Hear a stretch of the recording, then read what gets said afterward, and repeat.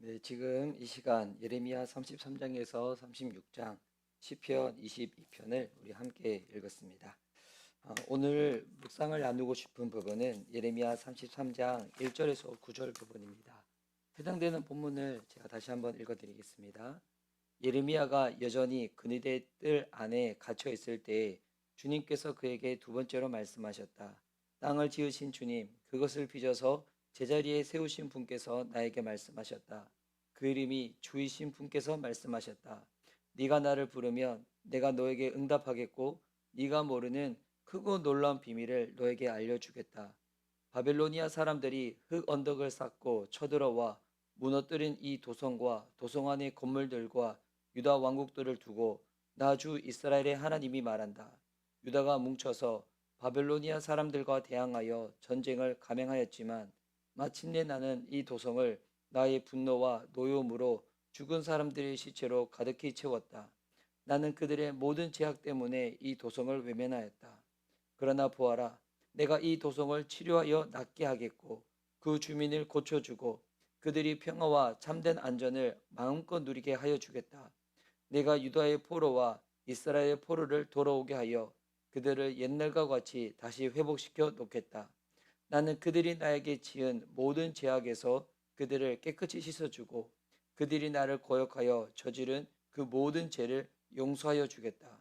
그러면 세상 만민이 내가 예루살렘에서 베푼 모든 복된 일들을 듣게 될 것이며 예루살렘은 나에게 기쁨과 찬양과 영광을 돌리는 이름이 될 것이다.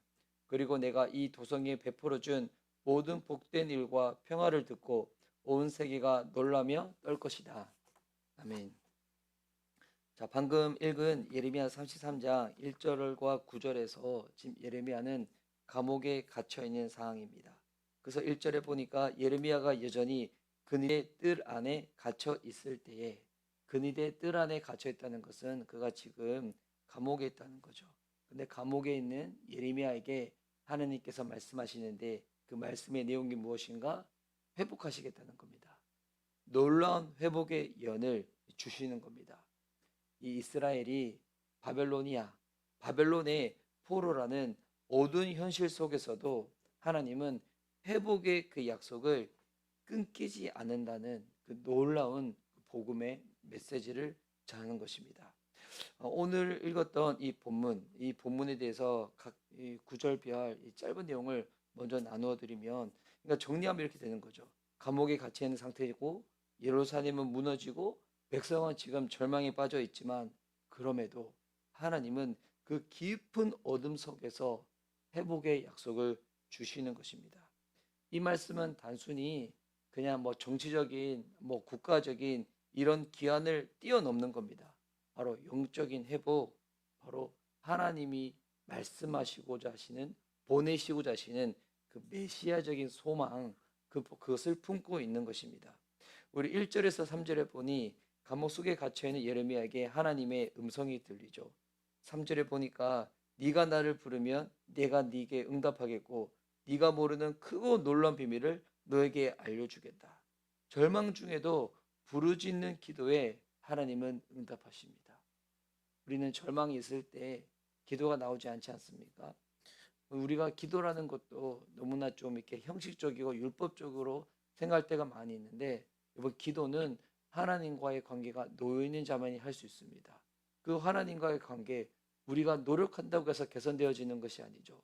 하나님의 은혜 가운데 우리를 자녀로 삼아 주신 겁니다. 주의 백성으로 삼아 주신 겁니다. 그래서 기도라는 것은 내가 할 수 없기 때문에 하나님만이 할 수 있는 것, 가장 복음적인 행위가 기도인 거죠.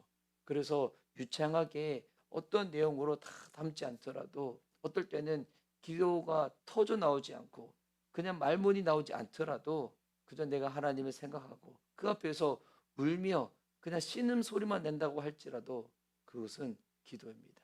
왜? 내가 주님 앞에 머물러 있기 때문에. 그런 절망 중에 기도할 때 하나님은 응답하시겠다는 겁니다. 어떻게 응답하시는가? 우리는 기도할 때 우리 수준으로서만 기도를 하지만 하나님은 크고 놀라운 비밀한 일들을 보이시겠다는 겁니다. 이거는 우리의 눈으로 볼 수 없는 하나님의 큰 일이죠. 크신 계획이죠. 그래서 하나님이 회복시키시겠다는 겁니다. 하지만 눈앞에 보여있는 현실은 어떻습니까? 지금 예루살렘은 무너지고 있는 겁니다. 4절과 5절에 보니 바벨로니아 사람들이 흙언덕을 쌓고 쳐들어와 무너뜨린 이 도성과 도성 안의 건물들과 유다 왕국들을 두고 나 주 이스라엘 하나님이 말한다.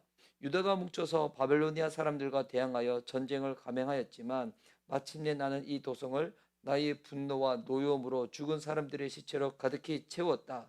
나는 그들의 모든 죄악 때문에 이 도성을 외면하였다. 이 도성, 예루살렘 성을 말하고 있는 겁니다.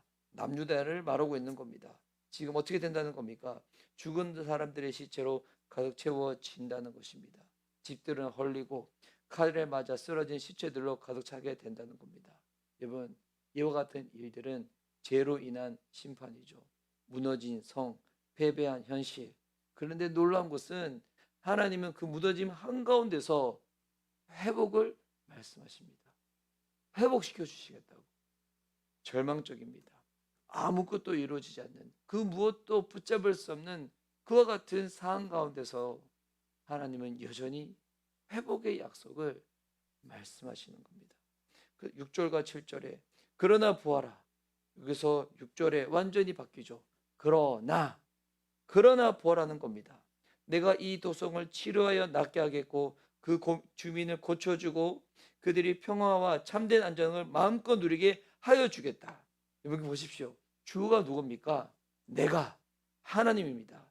치료 하나님이 하십니다. 고쳐주는 거 하나님이 하십니다. 평화 하나님이 주십니다. 참된 안정과 마음껏 누리게 하는 것 하나님이 하시겠다는 것입니다. 치료, 회복, 평안, 진실, 죄로 망가진 이 모든 것들을 은혜로 하나님이 하시겠다는 겁니다. 하나님이 하신다는 겁니다. 7절에도 내가 유다의 포로와 이스라엘 포로를 돌아오게 하여 그들을 옛날과 같이 다시 회복시켜 놓겠다. 옛날과 같이 하나님이 약속하신 바대로 그 모든 것들을 돌려놓으시겠다는 겁니다. 그러면 이 회복의 가장 중요한 핵심이 무엇인가? 단순히 눈에 보이는 어떠한 인프라, 하드웨어 뭐 이런 부분들이 그냥 회복되어지는 것인가? 그것이 아니라 이 회복의 가장 중요한 핵심은 이스라엘 백성의 죄를 하나님이 용서하시겠다는 겁니다. 8절에 나는 그들이 나에게 지은 모든 죄악에서 그들을 깨끗이 씻어주고 그들이 나를 거역하여 저지른 그 모든 죄를 용서하여 주겠다. 이 성의 죄와 허물 모두를 용서하시겠다는 겁니다. 회복은 단순히 외적인 복원이 아닙니다. 내면의 제사함입니다. 관계의 회복입니다. 이것이 중심입니다. 여러분, 회복의 가장 중요한 핵심은 죄를 용서해 주시는 겁니다. 그렇다면 우리가 지금 어그러진 이 모든 부분들에 있어서 우리가 한번 뒤돌아보며 성찰해야 할 것은 그 어떤 부분에서 내가 죄를 범하였는가. 여러분, 이 죄라는 것은 단순히 외적인 행위가 아니라고 말씀드렸죠. 자기 중심적인 그 생각, 그 부분입니다.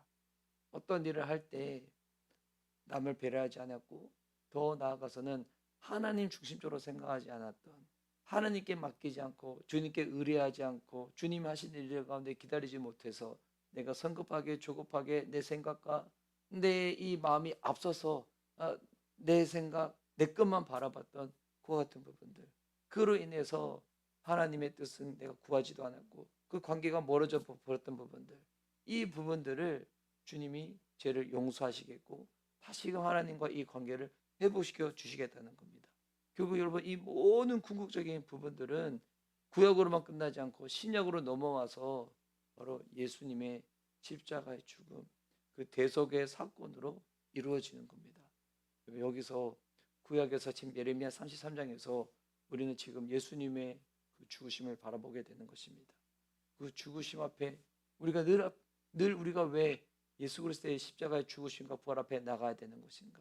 여러분, 그 복음이 아니고서는 우리가 그 어떤 것으로도 하나님과의 관계가 회복되지 아니하고 제사함을 받을 수가 없기 때문인 것입니다. 여러분, 이와 같은 이 제사함, 이와 같은 은혜, 이거는 한 개인에게만 머물러 있는 것이 아닙니다. 이것을 통하여 하나님께서는 바로 하나님이 지으신 이 모든 열방, 이 모든 세상을 회복하시겠다는 겁니다. 그래서 마지막 구절에 이렇게 나오죠. 그러면 세상 만민이 내가 예루살렘에서 베푼 모든 복된 일들을 듣게 될 것이며 예루살렘은 나에게 기쁨과 찬양과 영광을 돌리는 이름이 될 것이다. 내가 이 도성에 베풀어 준 모든 복된 일과 평화를 듣고 온 세계가 놀라며 떨 것이다. 여러분, 하나님이 한 영혼을 회복시키시고 한 영혼의 회복으로 끝나는 것이 아니라 바로 하나님 나라가 내 삶을 통하여 내 주변에, 더 나아가서는 이 도시에, 이 나라에, 이 민족과 열방에, 예루살렘 끝까지 이루어진다는 것입니다. 하나님이 하십니다. 오늘 이 예레미야 33장 1절에서 9절을 우리가 묵상하며 우리 회복의 시작은 제4함의 모습부터 시작된다는 것을 다시금 기억했으면 좋겠습니다. 무너진 성보다 더 심각한 것은 무너진 나의 영혼입니다.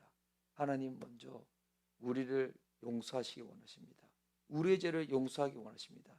그 이후에 백성과 이 성들을 회복시키겠다고 말씀하십니다.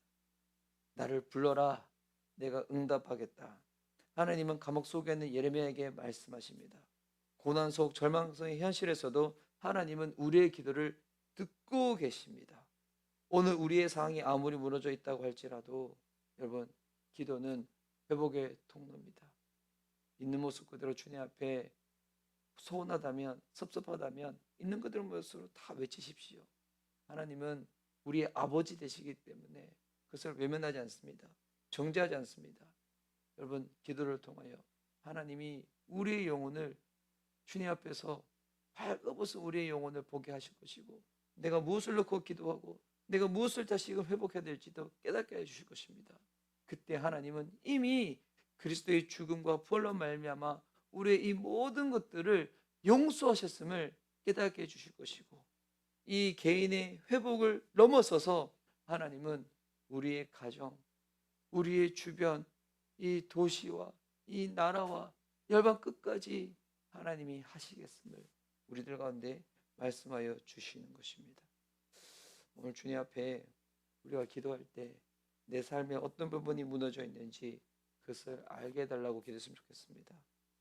지금 죄에 포로된 우리의 마음이 주의 복음으로 해방되어져서 정말 하나님, 주님의 백성으로, 주님의 제자로 그렇게 살아갈 수 있도록 주님 다시금 우리에게 그 은혜를 허락하여 주십시오. 하나님, 부르짖습니다. 크고 은밀한 일 우리에게 허락하여 주십시오. 믿음으로 기도합니다. 눈에 보이지 않는 회복의 시작, 오늘 이 새벽, 오늘 이 아침부터 오늘 하루 경험할 수 있도록 내 죄를 용서하시고 내 영혼을 고쳐주시고 무너진 다리에서 다시 일어설 수 있도록 주님 붙잡아 주십시오. 그렇게 주님 앞에 오늘 기도하며 나아갈 수 있는 저와 여러분 될 수 있기를 예수님의 이름으로